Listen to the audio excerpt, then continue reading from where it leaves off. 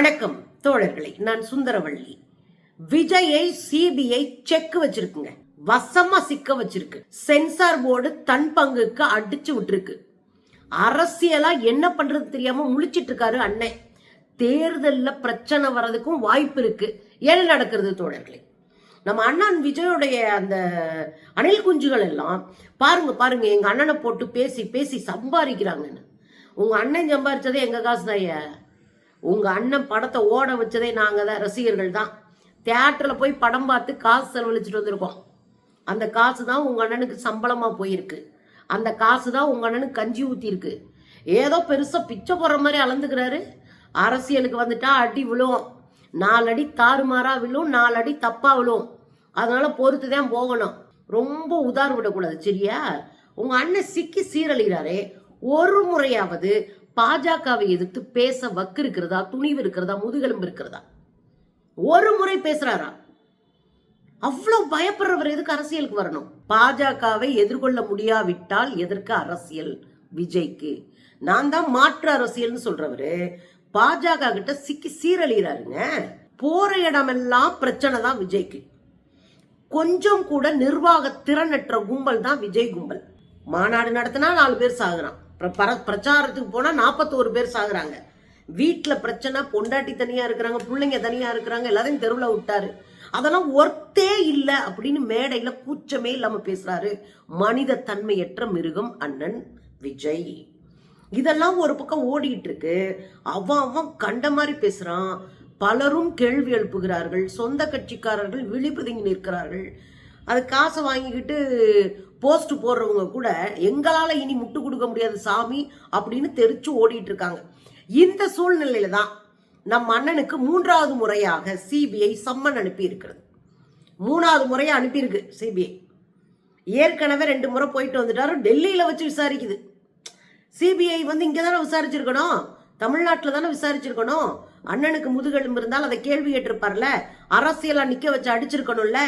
Mister CM sir அப்படின்னு கேட்க தெரிஞ்சவரு mister PM என்கிட்ட வச்சுக்கிறாதீங்க, தமிழ்நாட்டுக்குள்ள கால் வைக்க முடியாதுன்னு மிரட்டி இருக்கணும்ல. அதெல்லாம் செய்ய மாட்டார். அதை சட்டதான் மொத்தமா கிழிச்சிருவாங்களே, சீன் சிந்தாபாத் ஆயிருமே. அப்புறம் எப்படி போய் நின்று கேட்பாரு? அங்கெல்லாம் கேட்க முதுகெலும்பு இருக்காது, இங்க அழுவார். அங்க வச்சு அடிச்சு ஓட விட்டுட்டு இருக்காருங்க. ஏற்கனவே டெல்லியில நடந்துச்சு 2 முறை விசாரணை. அதுல ஒரு முறை போயிட்டு ஒரு 6-7 மணி நேரம் விசாரணை முடிச்சுட்டு, எனக்கு பொங்கல் வருது, நிறைய நிகழ்ச்சிகள் இருக்கு, எனக்கு லீவு கொடுங்க சார் அப்படின்னு லீவு கேட்டு சிபிஐட்ட லீவு வாங்கிட்டு வீட்டுக்கு வந்தார். பொங்கல்லாம் முடிச்சுட்டு அப்புறம் போய் 2வது முறை ஆஜரானாரு. அப்புறம் விசாரணை 4-5 மணி நேரம் நடந்தது. அதுக்கப்புறம் இப்ப 2வது முறை விசாரணைக்கு கூப்பிட்டு இருக்கிறாங்க. இப்ப அவர் என்ன கேட்டுட்டு இருக்காரு அண்ணன் விஜய்? ஐயோ சார், நான் தேர்தல் வேலையில இருக்கேன் சார், தேர்தல் பணிகள்ல இருக்கேன், இப்ப போய் என்ன கூப்பிடுறீங்களே சார், நீங்க கொஞ்சம் தள்ளி வைங்களே அதை அப்படின்னு கெஞ்சி கூத்தாடி காலில் விழுந்திருக்காரு சிபிஐ காலில். இப்ப கூப்பிடாதீங்க சார், பிளீஸ் சார். சிபிஐ கூப்பிட்டா இது மக்கள் மன்றத்துல அரசியலா பேசுவாங்க சார், மக்கள்கிட்ட கொண்டு போய் சேர்ப்பாங்க சார். ஏற்கனவே என் பேரு நாரா கிழிஞ்சு டாரா தொங்குது சார், நீங்களும் இழுத்து விட்டுறாதீங்க சார் அப்படின்னு காலில் விழுந்திருக்காரு நம்ம அண்ணன் விஜய். இவர் தான் வீராதி வீரர், சூராதி சூரர். சிபிஐ தான் உங்க பங்காளிகளுடைய அமைப்பு தானே சார். அப்ப அவங்க கிட்ட கேட்டு நல்லபடியா ஒத்துழைச்சிங்கன்னா உங்களுக்கு லீவு விட மாட்டாங்களா என்ன? ஏன் இதை சொல்றேன்னு கேக்குறீங்களா? ஏங்க, போன வாரம் தாங்க பேசினாரு பாஜகவினுடைய செய்தி தொடர்பாளர் சந்தோஷ். அவர் என்ன சொல்றாரு? விஜய் துணிச்சலா நல்ல முடிவு எடுங்க, உங்களுக்கு தகுதியான இடத்தை நாங்கள் கொடுப்போம். என்னவா, துணிச்சலா நல்ல முடிவு எடுக்கணுமா? அப்ப முடிவெடுக்கிறதுக்காக விஜயை அழுத்தம் கொடுக்குது பாஜக. முடிவெடுக்கணும்னு சொல்லி விஜய்க்கு அழுத்தம் கொடுப்பது மாத்திரம் இல்லாம, என்கிட்ட கேஸ் இருக்கு பாரு, என்கிட்ட நீ சிக்கியிருக்க, உன் படம் சிக்கிருக்கு, உன்னை நான் என்ன பண்றேன்னு பாரு அப்படின்னு வச்சு செய்யறாங்க. நீ சேர்ந்துக்க, நல்ல முடிவெடு, எங்களுக்கு நான் ஜெயிக்கணும், அதுக்கு நீ ஒத்துழைக்கணும், உனக்கு நல்ல இடம் கொடுப்பேன், நிறைய காசு கொடுப்பேன், அதான் அர்த்தம், பதவி கொடுப்பேன், நீ என்ன வேணாலும் கேட்கலாம். ஒன்றிய அமைச்சரா கூட ஆக்குவானுங்க. ஏதாவது ஒரு மாநிலத்துல மேலவை உறுப்பினராக்கி, அதாவது மாநிலங்களவை உறுப்பினராக்கி, எப்படி நம்ம அம்மா நிர்மலா சீதாராமன் வருஷம் பூரா நிதியமைச்சராக இருக்காங்களோ அது மாதிரி உங்களுக்கு ஒரு நல்ல ஸ்டேட்டஸ் கொடுப்பாங்க. அதெல்லாம் விஜய்க்கும் தெரியும். இப்ப என்ன செய்யறதுன்னு தெரியாம முழிச்சுக்கிட்டு இருக்கிறாரு விஜய், சிக்கிக்கிட்டாரு. நாம திரும்ப திரும்ப சொன்னோம், நீங்க உச்ச நீதிமன்றம் போய் சிபிஐ போன்றவதெல்லாம் கேட்டாங்கன்னா நீங்க பெரிய சிக்கல்ல மாட்டிக்குவீங்க. லோக்கல்ல விசாரிக்கிற வரையும் தான் உங்களுக்கு மரியாதை. லோக்கல்ல முதலமைச்சர் நேர்மையா நடந்துக்கிறாருங்க விசாரணையில. நாம அப்படி ஒரு தப்பு நடந்தா தட்டி கேட்போம். விஜய்க்காகவும் தட்டி கேட்போம். ஏன் மோடிக்கு தட்டி கேட்கல? மோடி ராமர் சிலையை தூக்கிட்டு போக கூடாது, மோடி தொட்டா ராமர் சிலை தீட்டாயிரும் அப்படின்னு சங்கராச்சாரியர்கள் கேட்டபோது நம்ம மோடி பக்கத்துல நின்று பேசணும். நான் ஏன் சாதி வெறி, மோடி தொட்டா தீட்டாகுமா, அதை எப்படின்னு பார்ப்போம் அப்படின்னு மோடிக்கே சப்போர்ட் பண்ணோம். தப்புன்னு கேட்கிற ஆளுங்க நம்ம.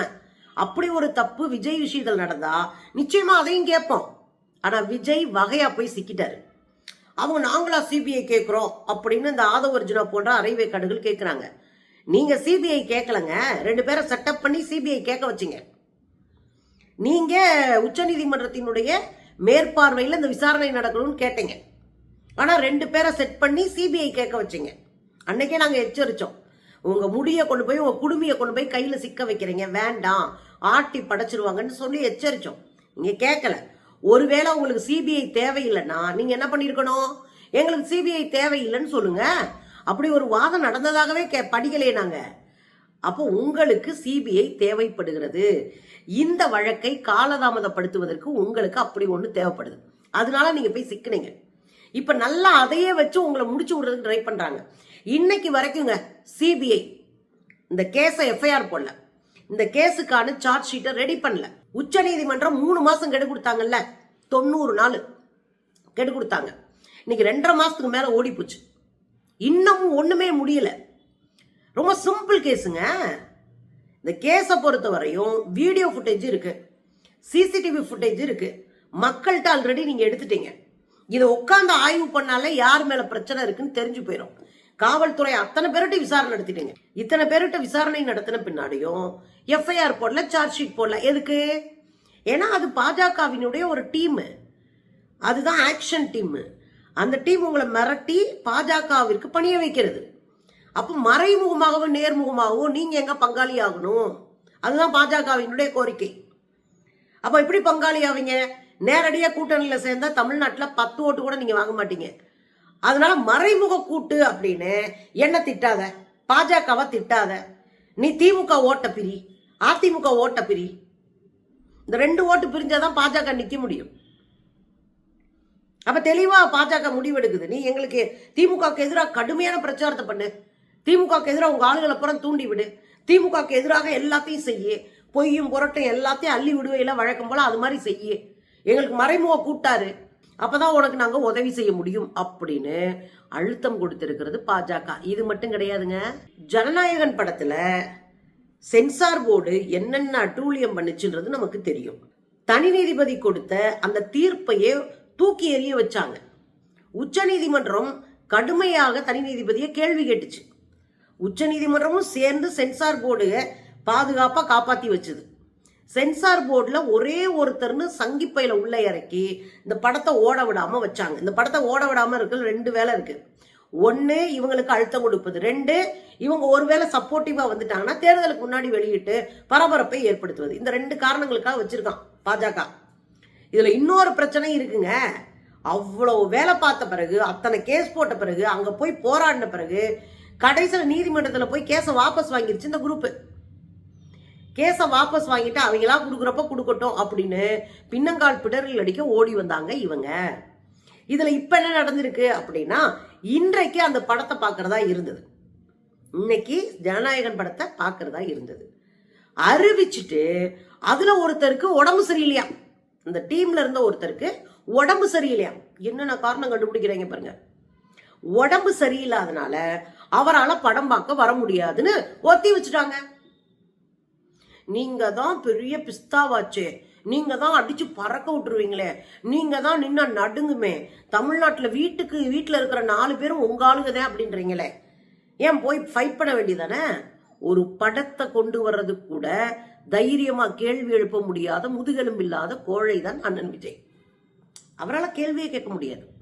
அது இல்லாம இப்ப எல்லா இடத்துலயும் ஜிக்கி சீரழிஞ்சிட்டு இருக்காரு. அவர் எப்படி கேட்பாரு? இதுல நமக்கு என்ன கேள்வினா, சிபிஐயும் இப்ப பயன்படுத்துறாங்க, ஒரு அழுத்தத்தை கொடுத்துக்கிட்டே இருக்கிறாங்க. அப்போ உன் படமும் வராது, நீ நிக்க முடியாது, அப்படி ஆகும் இப்படி ஆகும்னு.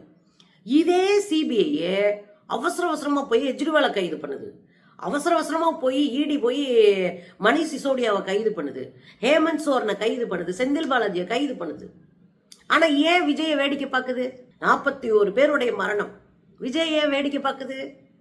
ஏன்னா விஜய் அவங்களுக்கு பொன்முட்டையிடுற வாத்து.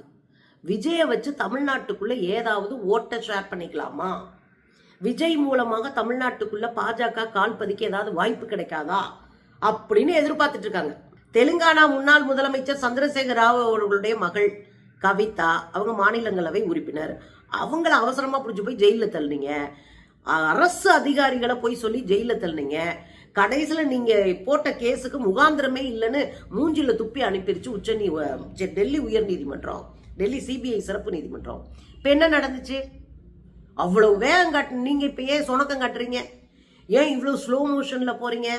ஏன்னா விஜய் உங்களுக்கு பங்காளி.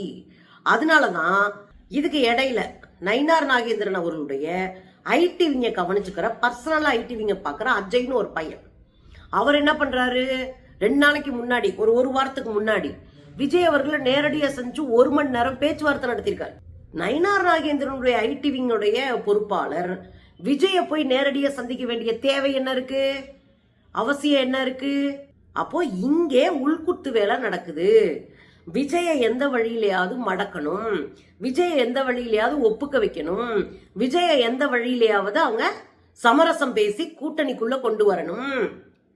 அவங்களுடைய முதல் வேலை கூட்டணிக்குள்ள கொண்டு வரதுதான். 2வது வேலை தான் மறைமுக கூட்டணிய கொண்டு வந்து அதன் மூலமாக ஓட்ட பிரிக்கிறது. இது 2வது கட்ட வேலை தான். இதுல இவர் என்ன பண்றாரு, மொத்தமா நம்ம பேரை கெட்டு போகும், பாஜகவை சப்போர்ட் பண்ணா ஓட்டு போட மாட்டோம்னு ஒரு 2 மாசத்துக்கு முன்னாடி ஒரு பயங்கரமா வைரல் ஆச்சு. மக்கள் ஒருத்தரும் சொன்னாங்க, பாஜகவோட கூட்டணினா விஜய்க்கெல்லாம் நாங்க ஓட்டு போட மாட்டோங்க, எங்க ஐயோ அப்படி அவர் தனியா நின்னா நாங்க யோசிப்போம், இல்லைன்னா ஓட்டு போட மாட்டோம்னு பலரும் சொன்னதை நம்ம பார்த்தோம். விஜய்க்கு சப்போர்ட் பண்ற பலரும். அப்போ ஒரு விஷயம் விஜய்க்கு புரியும், நாம போய் நேரடியா கூட்டணிலாம் சேர முடியாதுன்னு. அப்போ உள்ளடி வேலை பார்த்து ஓட்ட பிரிச்சு என்ன செய்ய முடியுமோ அதை செய்வார். விஜய் ஜெயிக்க வாய்ப்பே இல்லை. 2வது, விஜய் அரசியலமைக்க எப்போதும் வாய்ப்பு இல்லை. இது விஜய் இந்த தேர்தலோட முடிவு பண்ணிட்டு மூட்டையை கட்டிட்டு வெளியே போயிடுவாரு. ஆனால் இதை பயன்படுத்திக்கிட்டு பாஜக செய்வதற்கு கொஞ்சம் கூட கூச்சம் இல்லாம கைய கட்டி அடிமணிந்து வழக்கம் போல இப்படி கைய வச்சுட்டு நிக்கிறீங்களே விஜய், என்ன உங்களுக்கு அசிங்கமா இல்லையா? ஒரு தலைமை பண்புன்றது தன்னை நோக்கி வருகிற அயோக்கியத்தனத்தை எதிர்த்து கேள்வி கேட்பது, களத்துல உண்மையை போட்டு உடைப்பது, அவங்களுக்கு எதிராக மக்கள் சக்தியை திரட்டுவது. ஆனா ஒருபோதும் நீங்கள் பாஜகவை விமர்சிக்கல, பாஜகவினுடைய அயோக்கியத்தனத்தை சுட்டி காட்டல. பாஜக தான் தமிழ்நாட்டின் எதிரி என்பதை மறைக்கிறீங்க. மறைச்சிட்டு மொத்த பழியும் தூக்கி திசை திருப்பி நீங்க என்ன பண்றீங்க, திரும்ப திரும்ப திமுக மேல போடுறீங்க. இன்னைக்கு உங்களை சிபிஐ கூப்பிட்டுருக்கு. உங்களுக்கு இதுல சம்பந்தமே இல்லைன்னா சிபிஐ எதுக்கு உங்களை கூப்பிட போகுது? திரும்ப திரும்ப சிபிஐ கூப்பிடுறதுக்கான பின்னணி என்ன? அங்க போய் மேடையில போய் நின்றுட்டு சொல்றீங்க, நான் உங்க நண்பன் நினைச்சீங்கன்னா என் மேல என் பழிய போட்டீங்க, என் மேல என் திசை திருப்புனீங்கன்னு கேக்குறீங்களே. கூச்சமே இல்லாம 41 பேருடைய மரணத்திற்கு பொறுப்பேற்காம, குற்ற உணர்வு இல்லாம, கொஞ்சம் கூட கூச்ச நாச்சம் இல்லாம, பணத்திமிர்ல கார்பரேட் கன்னிங் தனத்தோட, கார்பரேட்டினுடைய மொன்னத்தனத்தோட நீங்க கேள்வி கேட்டுட்டு இருக்கீங்களே, இது நியாயமா விஜயன்னா? இன்னைக்கு சிக்கிட்டீங்களா? இன்னும் என்னென்ன நடக்க போகுதுன்னு பார்த்துக்கிட்டே இருங்க. விஜய் செய்கிற ஒவ்வொரு அயோக்கியத்தனத்திற்கும் காலம் பதிலடி கொடுக்கும், உண்மையை வெளிக்கொண்டு வந்துடும். மக்கள் இவரை தூசியா தூக்கி எரிஞ்சிட்டு போயிட்டே இருப்பாங்க. இது நடக்கும் பாருங்க.